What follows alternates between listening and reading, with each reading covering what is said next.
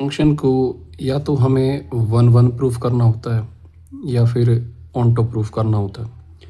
तो जो one one function होता है इसको इंजेक्टिव भी बोलते हैं कि इट्स अ इंजेक्टिव फंक्शन। ठीक है, तो इसी तरीके से ऑन्टो को हम जो है सर्जेक्टिव बोलते हैं कि ये एक सर्जेक्टिव फंक्शन है। और इसका मतलब क्या हुआ, सपोज़ करो आपके पास एक फंक्शन डिफाइंड है फ्रॉम आर टू आर, यानी रियल नंबर से रियल नंबर में, तो उसका जो ओवल डायग्राम है या पिक्टोरियल डायग्राम है कुछ ऐसा दिखेगा। तो यहाँ पे आपने क्या करना है, इसको अगर मैं वन वन दिखाना चाहता हूँ तो सबसे पहले हम क्या करेंगे, डोमेन में से आप कोई भी दो एलिमेंट उठाएंगे। तो मैंने कहा x1 and x2 belongs to R, जो कि मेरा डोमेन है। इसके बाद मैं इनकी इमेजेस को इक्वल दिखाऊंगा।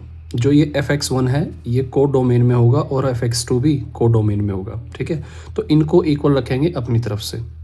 अगर मेरा ये प्रूफ हो जाता है कि x1 is equal to x2, यानी ये दोनों जो डोमेन के एलिमेंट्स हैं वो इक्वल है, तो f जो है 1 1 प्रूफ हो जाता है।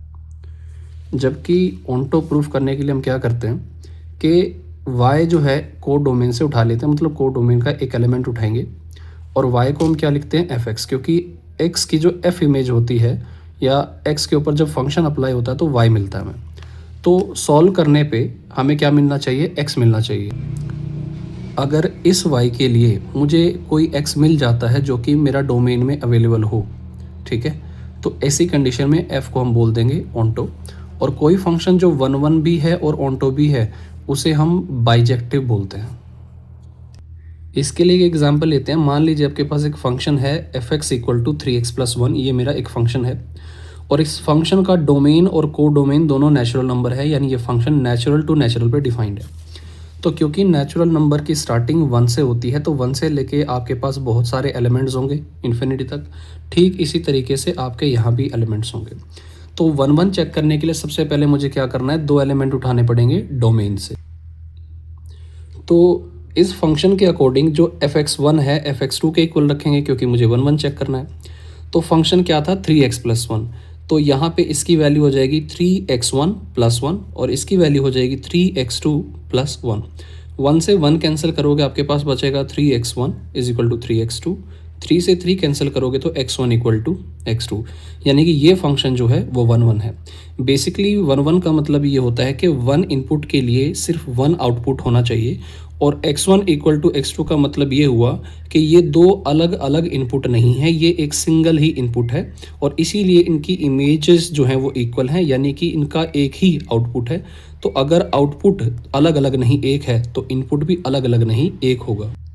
अब अगर बात करूं मैं ऑन्टो की, तो हमने y बिलोंग्स टू n ले लिया, यानी को डोमेन में से ले लिया।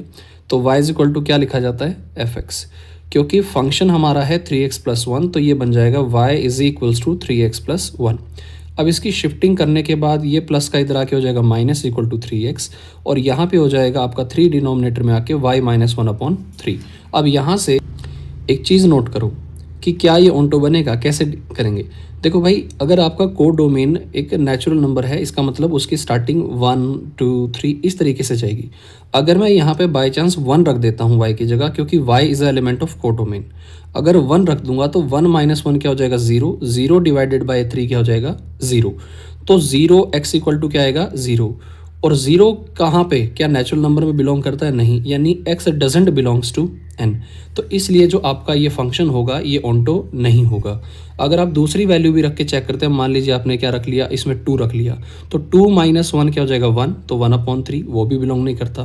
तो यानी कोई भी वैल्यू रखो आप यहाँ पे वो बिलोंग नहीं करेगी, कुछ पे बिलोंग करेगी लेकिन मैक्सिमम पे बिलोंग नहीं करेगी।